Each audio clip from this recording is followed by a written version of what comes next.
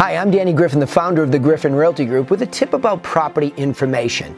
When buyers and sellers go online to look for property information, they typically are thinking what's for sale.